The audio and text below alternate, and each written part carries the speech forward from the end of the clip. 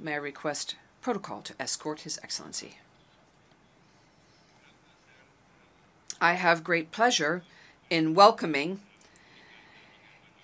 His Excellency Prime Minister of the Islamic Republic of Pakistan, and I invite him to address the General Assembly. Bismillah ar-Rahman ar-Rahim. Iyyaka na'budu wa iyyaka nasta'in. Mr. President, Honorable Secretary General, Excellencies, ladies and gentlemen, I feel honored today to represent my country at this forum of world leaders, where we have a chance to discuss problems that the world is facing. I want to talk about a lot of problems, but just 4 today. And I especially came to this forum despite a difficult time in my country, facing challenges. I would not have come, but because I feel that there are some very urgent problems which the world must address. So first of all, I start with climate change. So many leaders have talked about climate change. But Mr. President, I feel that there is a lack of seriousness. Perhaps world leaders some of the leaders who can do a lot, do not realize the urgency of the situation. We have a lot of ideas, but as someone said, ideas without funding is mere hallucination. Pakistan, I'll give you start with my own country. Our country is amongst the top 10 nations in the world which are most affected by climate change. We depend upon our rivers. We are mainly an agricultural country. And 80% of the water in our rivers comes from our glaciers. The glaciers, not just on the Pakistani side, even India. The 80% of the water in Ganges and the Indian rivers also comes from the glaciers, from the Himalayan glaciers, Karakoram, Hindu Kush. And these glaciers are melting at quite a rapid pace. We detected already 5,000 glacial lakes in our mountains. And if this keeps going, if nothing is done, we are scared that humans are facing a huge catastrophe. In my country, when my party came to power in the province of KP, we planted 1 billion trees in 5 years. Now we've set ourselves a target of 10 billion trees in Pakistan. Idea being to counter the effects of global warming. But one country cannot do anything. This has to be a combined effort of the world. My optimism comes from the fact that humans, the Almighty has endowed humans with great powers. We can do anything, provided our survival instinct is stirred up. And this is really what I hope that the United Nations will take a lead in this. There must be more emphasis. Richer countries must be pushed. Countries that mainly are responsible for greenhouse gas emissions. They must be pushed because our country contributes minuscule amount to greenhouse gases. So I feel that the United Nations must take leadership in this. My second issue for me right now is even more critical. Mr. President, every year, billions of dollars leave the poorer countries and go towards rich countries. Billions of dollars siphoned off by the ruling elites of the developing world. And they find their way into Western bank accounts, offshore accounts, tax havens, expensive properties hidden behind companies bought in Western capitals. Mr. President, this is devastating the developing world. This is causing more poverty, debts. It's impoverishing the developing world. The difference between rich and poor countries is growing because of this. Money laundering, which happens because money leaves the poorer countries into rich countries, is not treated the same as, for instance, money from drugs or terror financing. The seriousness which terror financing and money from drugs, the way it is treated, it's not the same. The way the poor countries are being plundered by their elites. It's not happening. In my country, when I took charge of our government a year back, in the 10 years preceding that, our total debt went up 4 times. The debt we had accumulated in 60 years, just in 10 years, it went up 4 times. As a result, the total revenue we collected in 1 year, half of it went into debt servicing. How are we going to spend money on our human beings, 220 million people, when half the money is going into debt servicing? Because our country was plundered by the elites, the ruling elite. And easily they could get the money out. And when, Mr. President, we located properties in Western capitals bought by this money through corruption and money laundering, located the properties of these corrupt leaders, we find it so difficult to retrieve it. That money, if we retrieved that money, we could spend on our human beings. But it's so difficult. The laws protecting these criminals. We do not have the sort of money to have expensive lawyers and spend millions and millions of dollars. We need help from the rich countries. And, Mr. President, it's critical.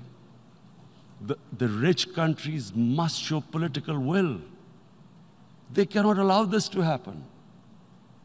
How can the poor countries spend money on human development, which the United Nations asks, SDG?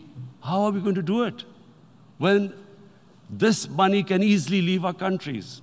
So, unless the rich countries intend to build walls to stop economic refugees coming as we see right now, they must take action.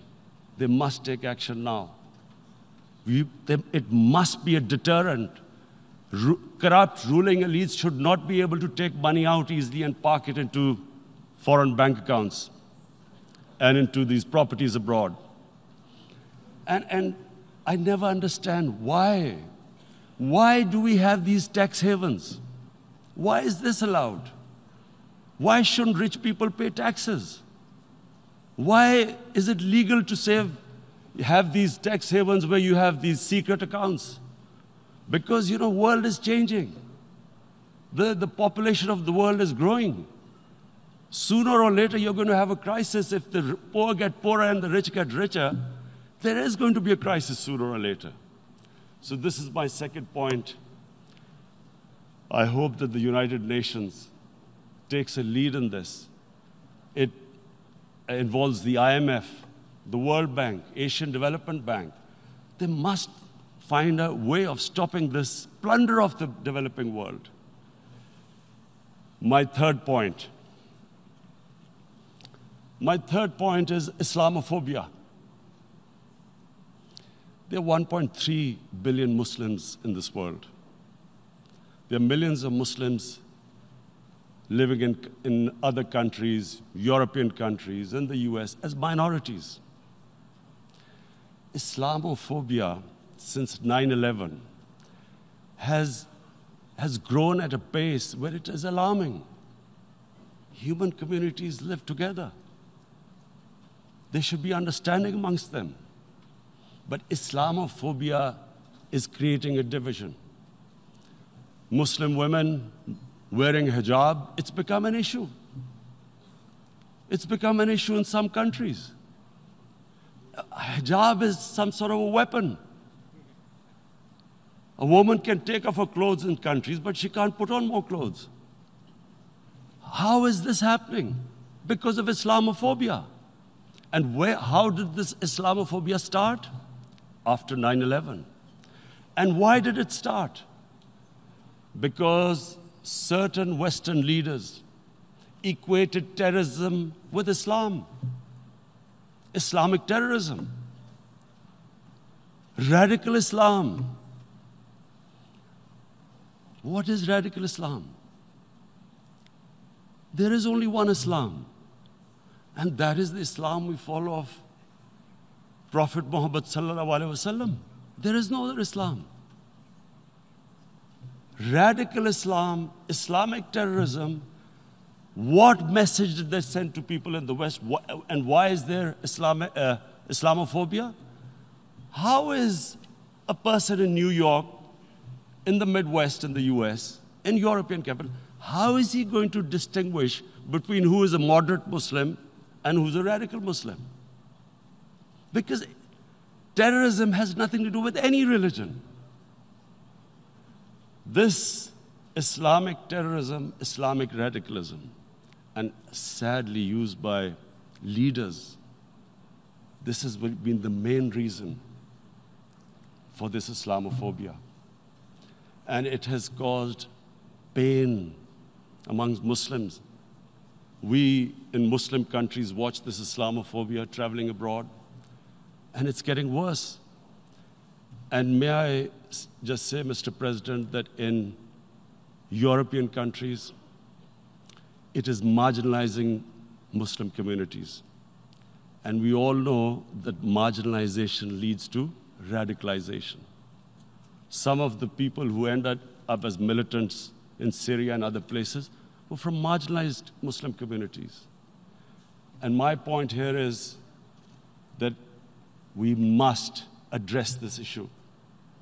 I'm sad to say that we Muslim leaders have not addressed this issue either. After 9/11, when this thing came about war against radical Islam, rather than Muslim leaders trying to explain to the West that there is no such thing as radical Islam, in all human communities, they are radicals. They're liberals and rest are moderate. All human communities, Christians, Jews, everyone has it. But Islam is not radical, neither Judaism, neither Christianity, neither Hinduism. No religion preaches radicalism. The basis of all religion is compassion and justice, which differentiates us from the animal kingdom. But unfortunately, the Muslim leadership was so scared of being called radical Islam that all of them became moderates. In Pakistan, we were in the eye of the storm, and our government coined a phrase called enlightened moderation. No one knows what it meant. But everyone started putting on Western suits that they were moderates, started speaking. Even those who didn't know English would speak English because they were moderates. No one had a clue what it was. Because we, in the Muslim world, did not explain to the West that there is no such thing as radical Islam. One of the reasons why, after 9/11, Islam was supposed to be equated with terrorism was suicide attacks. Because the 9/11 bombers did a suicide attack, all sorts of theories came up that the Muslims are involved in suicide attacks because they will get virgin in heavens. Some came up with, what about women, suicide attackers? So this bizarre thing happened. No one explained. Suicide attacks and Islam were equated. No one did research that before 9/11, the majority of suicide attacks in the world were by Tamil tigers, who were Hindus. No one blamed Hinduism, and quite rightly. What has Hinduism got to do with what desperate people were doing in Sri Lanka? We all know we've seen films about Japanese kamikaze pilots at the end of the Second World War doing suicide attacks. No one blamed the religion. But here we were trying to prove we were moderates and not explaining to the West. But the most important thing I wanted to say here today, in explaining this Islamophobia, Mr. President, and I feel it's very important because I've spent, I played professional sport in England, I spent a lot of time there. So I know how the Western mind works and how West views religion. So where the misunderstanding about Islam came. And one of the reasons it caused Islamophobia. That was, in 1989, this book was published, maligning, insulting, ridiculing our Prophet Muhammad sallallahu alaihi wasallam. And there was a reaction in the Muslim world. The West couldn't understand what was the problem. Because in the West, because I have spent so much time in the West, religion is perceived completely differently. They don't look upon religion like we do. And so, Islam was supposed to be an intolerant religion. It was against freedom of expression. And Islam took a real beating 30 years ago. I still remember it became a watershed. And every 2 or 3 years, someone would malign our Prophet, peace be upon him. There would be a reaction by the Muslims. And again, it was Islam, an intolerant religion. Again, this time, I blame a certain section of the people in the West who deliberately provoked this, knowing the impact it would have. But the majority of the people in the West didn't understand. This is where, again, Muslim leadership let the Muslims down. We should have explained to them what our Prophet, peace be upon him, means to us. So in 1 minute, I'll try and explain what he means to us. Our Prophet was the witness to the divine book, the Holy Quran. The Holy Quran is the book of guidance for Muslims, and the Prophet's life was living the Quran. He was an example of what the Quran guided us to be. So he is the ideal we all try to get to. The Prophet created the state of Medina, the first state in Islam.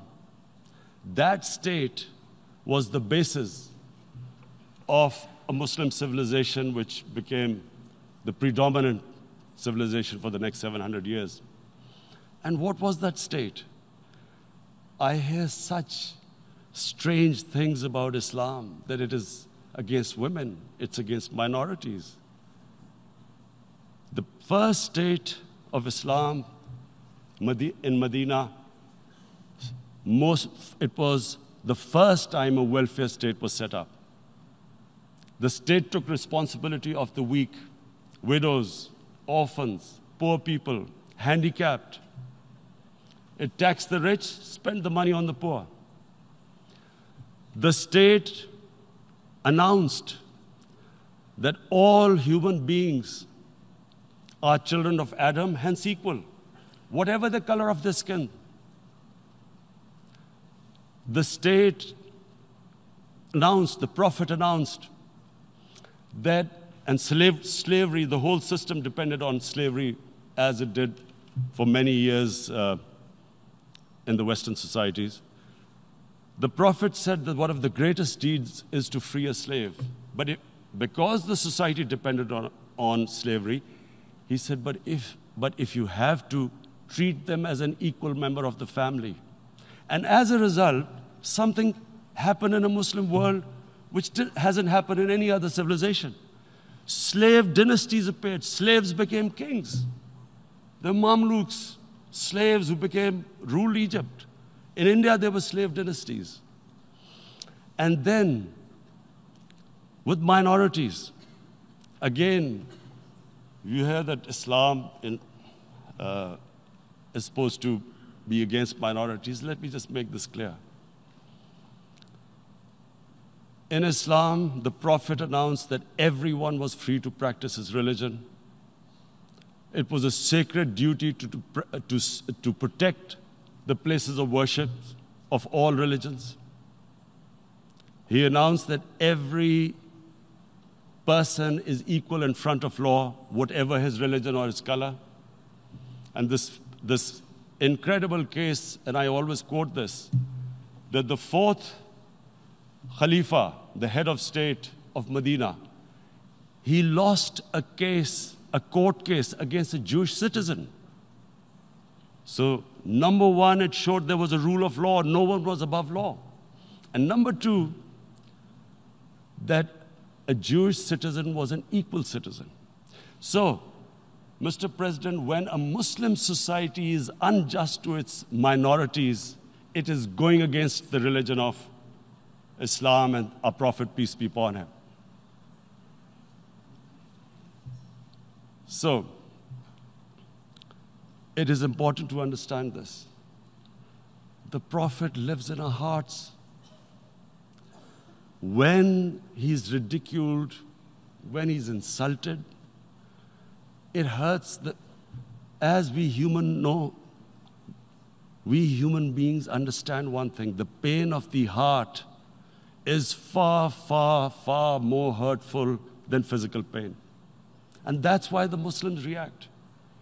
And I always thought that if I ever had the stage, I would try and explain this to the world community, especially to the Western community, because having lived in the Western community, people didn't understand this. When I first went as a teenager to England, there was a comedy film on Jesus Christ. It's unthinkable in Muslim societies. So we need to explain that, look, in a human community, we must be sensitive to what causes pain to other human beings. We have,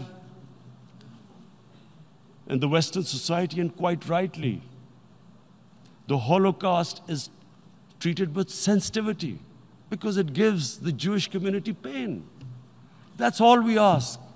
That do not use freedom of speech to cause us pain by insulting our holy prophet. That's all we want. And now, the number fourth point, Mr. President, and this is the most critical point, is the reason why I especially came here. It is about what is happening in Kashmir. Before I go on this, I want to make one thing clear, that when we came to power, my first priority was that Pakistan would be a country which will try its best to bring peace. We had been through this war on terror. We joined the United States war on terror after 2001. And Pakistan went through one of its worst periods where 70,000 Pakistanis died and over 150 billion was lost to our economy. And Mr. President, I opposed the war because in the 80s, Pakistan had joined the Western countries in what was the freedom struggle then in Afghanistan against the Soviets. And it was funded by the Western countries. These mujahideen groups, which were treated in guerrilla warfare, were trained by Pakistan Army, funded by the Western countries, and especially US, and they waged what was a freedom struggle in Afghanistan. The Soviets called them terrorists. We called them freedom fighters. 1989, the Soviets retreated. The Americans packed up and left. Pakistan was left with these groups. Come 9/11, Pakistan joined the United States in this war on terror. And now our government was supposed to, the reason why I opposed joining this war, because here we had indoctrinated them in jihad, meaning freedom struggle against foreign occupation. Now, because we had joined the US, and the US had occupied Afghanistan, now we were supposed to tell them that, no, this is not freedom struggle and jihad, it's terrorism. So that's why I tried to tell then government that, stay neutral, because you will have leverage over them. You will be able to control them. But if you join them, you become collaborators, and they will attack you, which is what happened. They turned against us. We went through a nightmare. 70,000 people killed in a war we had nothing to do with. No Pakistani was involved in 9/11. Taliban were in Afghanistan. Al-Qaeda was in Afghanistan. What had we to do with it? 70,000 Pakistanis died. So when we came to power, we decided that we would dismantle what was left of these groups. And this decision was taken not just by us, but by all the political parties in Pakistan. Unfortunately, they didn't implement it. So we came to power, we decided to implement it, and we dismantled whatever was left of the groups. And I know that India keeps accusing us that there are these groups there. I would like the United Nations to send observers, see for themselves what we've done. No Pakistani government would have dared to do this because it would have created strife. But we decided that there would be no militant organizations in Pakistan. So I need to give you this background and to what I'm going to say later on. And secondly, we started mending fences. I invited the Afghan president. We developed a relationship with Afghanistan. We had problems with Iran. We mended fences there. And then India. Now let me just give you a little background about my relationship with India. Because of cricket, and cricket being it's a passion in the subcontinent, I had great following in India. I have friends in India, and I loved going to India. So immediately, when my party came to power, the first thing we did was to immediately reach out to India. And I spoke to President Modi, and I said, look, we have similar problems. Climate change, poverty. Let's get together. Let's resolve our differences through trade. Let's build a relationship on trust. Prime Minister Modi told me that, there were terrorist attacks from Pakistan. I said, we have problems with you. There are terrorist attacks which we know are instigated by India in Balochistan. We caught a spy, Kulbhushan Yadav, who admitted what the sabotage going on in Karachi and Balochistan. So we said, look, let's leave that behind. Let's move forward. Our main priority should be our people. The highest number of poor people live in the Indian subcontinent. Unfortunately, didn't make any headways. Our foreign ministers were supposed to meet on this in the UNGA last year. India canceled it. We thought that it's their election coming up. It's a nationalist, ultra-nationalist party. It doesn't want to cozy up to Pakistan. So we thought, okay, we'll wait till the elections. Meanwhile, a 20-year-old Kashmiri boy, whose father said was radicalized by the security forces in Kashmir, blew himself up on an Indian convoy. Immediately, India blamed us.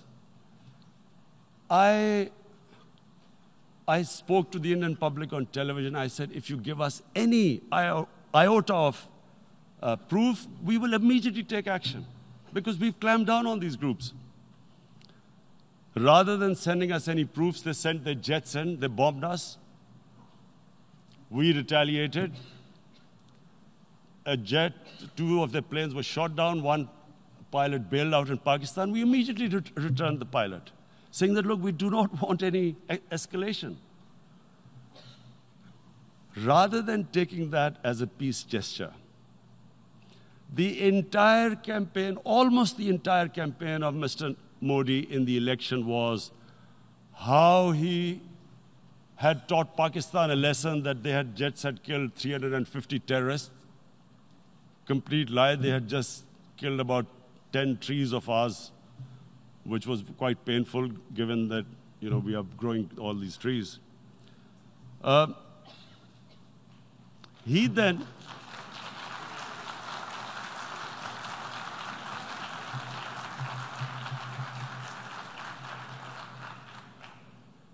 the election campaign, Mr. Modi used words like, this is just a trailer, the movie is about to start. I went into Pakistan and taught them a lesson. This was the election campaign. Okay, so we thought, us politicians make all these statements to win elections. So, okay, after elections, we'll get back to our normal relationship. Well, the moment the elections ended, we approached India. No response, but then we discovered they were trying to push us in the FATF blacklist to bankrupt us. That's when we realized there was an agenda. And that agenda became obvious on the 5th August when India went against 11 United Nations Security Council resolutions, which say that Kashmir is a disputed territory and the people of Kashmir have the right of self-determination. They went against that. They went against Simla Accord, which is about bilateral, sorting out our differences through bilateral means, went against that.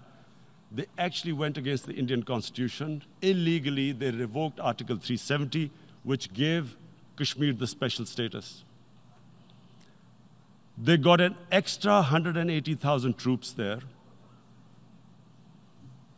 Total number of security forces in Kashmir now are 900,000. And they put 8 million people of Kashmir under curfew.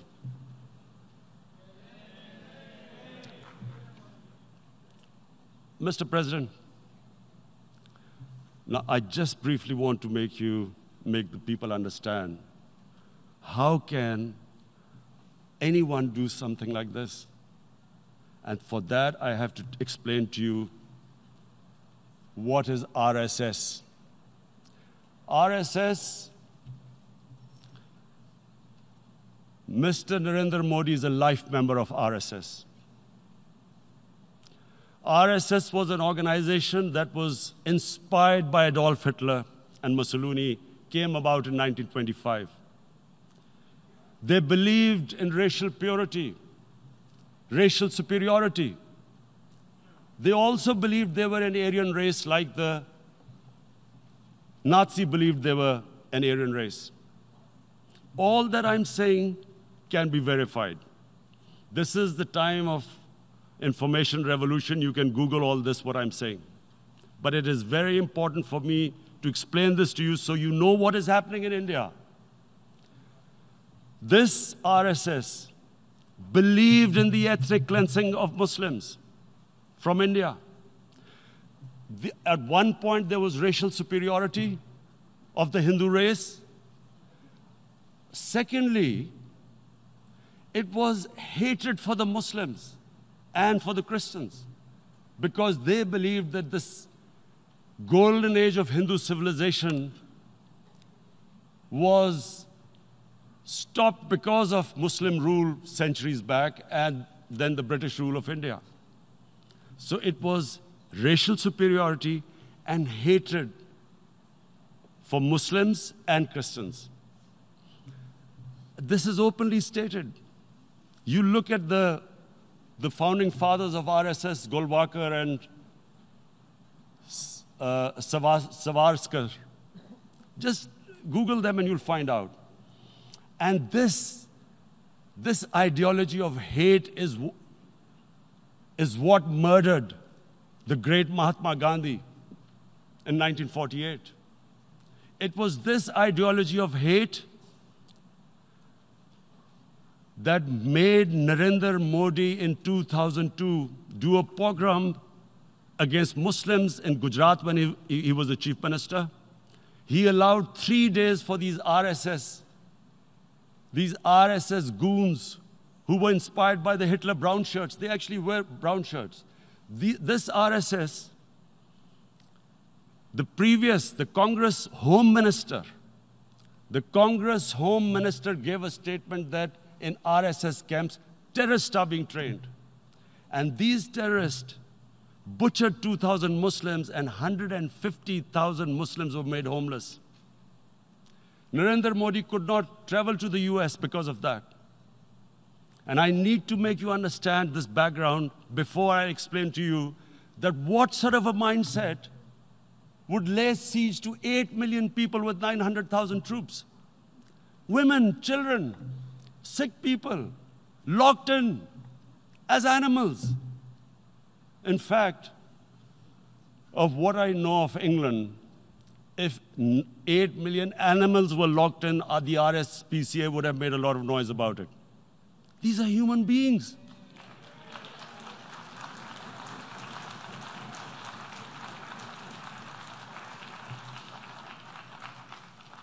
And Mr. President, what comes with racial superiority, these illusions of Aryan superior race, is arrogance. The two go together. And it's arrogance that makes people make mistakes and do stupid things. Cruel things like what Narendra Modi has done. It's sheer arrogance. And it's arrogance that has blinded him from the fact that what is going to happen when the curfew is lifted? Has he thought about it? This hasn't been thought through. What is he going to do when he lifts the curfew? Does he think that people of Kashmir will quietly accept the status quo because India has changed the constitution and taken away the special status? They'll accept that? Mr. President, 100,000 Kashmiris have died in the past 30 years because they were denied the right given by the United Nations, the right for self-determination. 100,000 have died and 11,000 women have been raped. There are two United Nations human rights reports on this. The world hasn't done anything because India is a huge market, 1.2 billion people. Sadly, the material prevails over the human. But this has serious consequences. Again, I repeat, that's why I'm here. Look, what is going to happen when the curfew is lifted will be a bloodbath. The people will come out. There are 900,000 troops there. They haven't come to, as Narendra Modi says, he's done this for prosperity of Kashmir. This is supposed to be for the development. These 900,000 troops, what are they going to do when they come out? There'll be a bloodbath. Has he thought it through what happens then? Mr. President, has anyone thought that what happens when there is a bloodbath? What do you think the impact will have on people of Kashmir? What do you think they will think? The way they have been boxed in their houses, treated like worse than animals, no rights. Thousands of all the political leadership has been arrested, taken out of Kashmir. Even those Kashmiri leaders who were pro-India have been taken out. 13,000 boys have been picked up and taken to God knows which destinations. So what do they think? What will the people of Kashmir do when they lift the curfew? They will be out in the streets. And what will these soldiers do? They will shoot them. They've already used pellet guns, blinded young boys. In the last 6 years, the 5 years, the oppression that has gone on in Kashmir. And so, Kashmiris will be further radicalized. Mr. President, there will be another Pulwama. And guess what? India will blame us.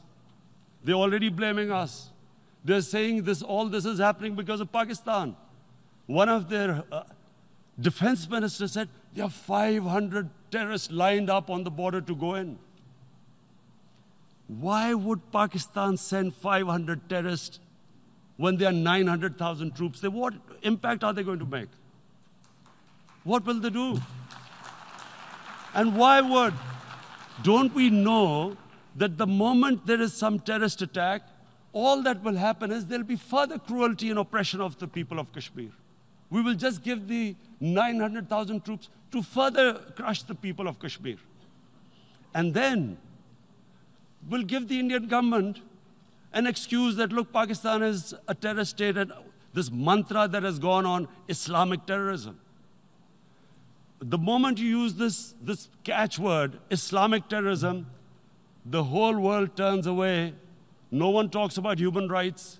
You can do whatever you want, which is what has happened in Kashmir, because they keep using this word, Islamic terrorism.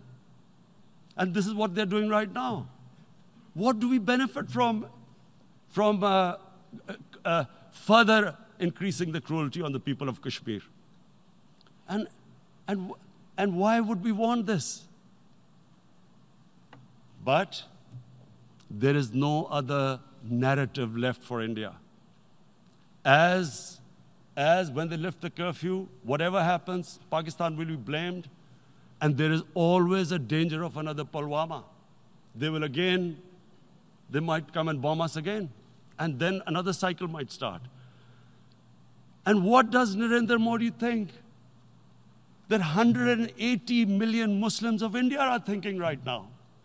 Aren't they watching these Kashmiris stuck inside for 55 days they've been stuck in? Aren't they watching? What do you think? Don't you think that the Muslims will be radicalized in India? And I'm talking about 180 million people. And when they get radicalized, there will be some incident in India somewhere down the line. Again, we will be blamed. And I'm warning you right now, again, we will be blamed. And, Mr. President, what about 1.3 billion Muslims who are watching this? And they know that it is only happening in Kashmir because they're Kashmiri Muslims. This is not happening to Kashmiri Hindus. They know that this is happening because of their religion. So what do you think they will be thinking? What do you think the Jewish community would think if they were, forget 8,000 Jews stuck like this? What do you think Europeans would think? What do we think? I mean, any human community, if their members are stuck like that, what do you think they will think? Are we a children of a lesser God? Is it not going to cause us pain? And then I'll tell you what will happen. People will, in the 1.3 billion Muslims, someone will pick up arms. I know we've been brought up with films, Western films. This good, decent guy doesn't get justice. He decides to pick up a gun and start seeking justice. There was a film made in New York, famous film called Death Wish. This guy gets mugged by and his family, his wife gets killed or something. He can't get justice. He picks up a gun and he goes around shooting muggers. And the whole cinema cheers him on. So what do you think the Muslims are thinking right now? If there is a bloodbath, there will be Muslims becoming radicals, not because of Islam, but because of what they will see, that there's no justice when it comes to Muslims.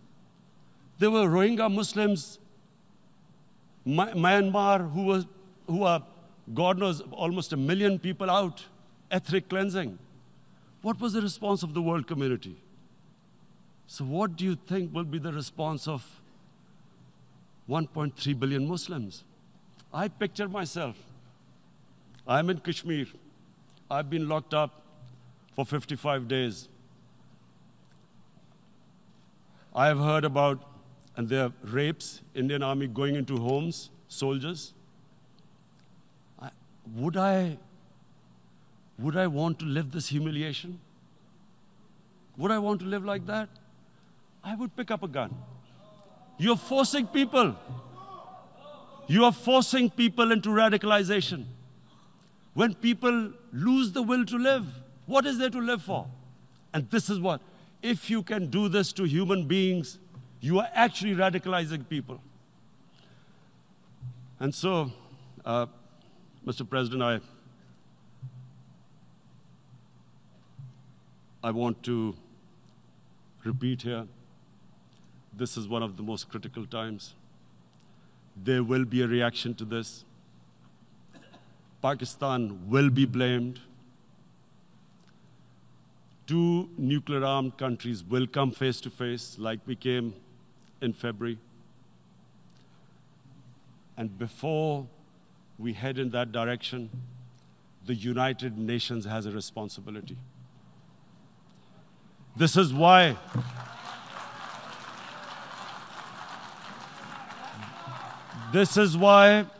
the United Nations came into being in 1945. You were supposed to stop this happening. I feel we are back to 1939, Munich. Czechoslovakia has been taken, annexed. What is the world community going to do? Is it going to appease a market of 1.2 billion, or is it going to stand up for justice and humanity?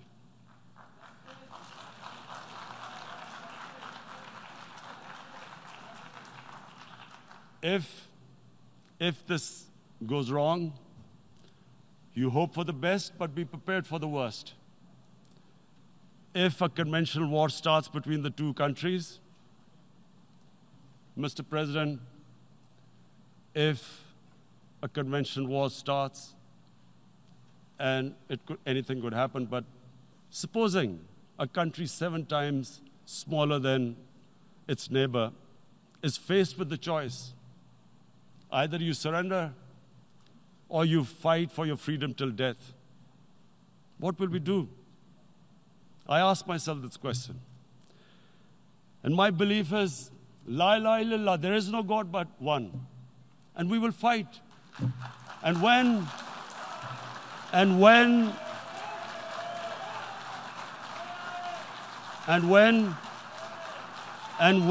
a nuclear-armed country fights to the end, it will have consequences far beyond the borders. It will have consequences for the world, which is why I repeat I'm here. Because I'm warning you, it's not a threat. It's a fair worry that where are we headed? And I've come here to tell the UN, you've got to, this is a test for the United Nations.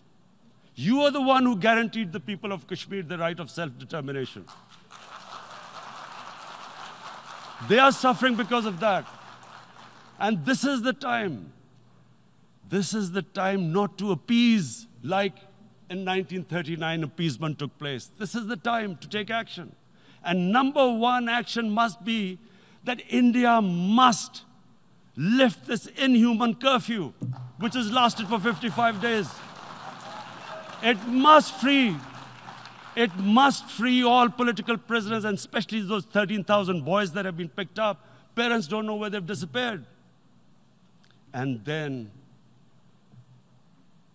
the world community must give the people of Kashmir the right of self-determination. Thank you. En nombre de la Asamblea General agradezco. मैं हूं इमरान रियाज खान। अब आप मुझे देख पाएंगे सिर्फ बोल news पर। इमरान रियाज खान साहब जो हैं वो बोल फैमिली का हिस्सा बन गए हैं। बड़े अरसे बाद किसी चैनल ने हौसला किया है, तो मुझे ऐसा लगता था कि हमें बोलने की इजाजत नहीं मिलेगी, लेकिन बोल ने डिसाइड किया कि बोलने की इजाजत वो लेकर देंगे। मुझे बोल की एक चीज बहुत अच्छी लगी कि बोल ने कैटेगोरिकली कहा कि जो करना है करो, हमने अपना कोई बंदा नहीं निकालना। इमरान खान बोल के साथ जुम्मे से इतवार रात 10 बजे। सबसे ज्यादा व्यूज, सबसे ज्यादा रील्स और सबसे ज्यादा रेटिंग के साथ बोल अब भी नंबर 1 पोजीशन पर बरकरार। सब्सक्राइब करें और बेल दबाएं ताकि कोई खबर रह न जाए।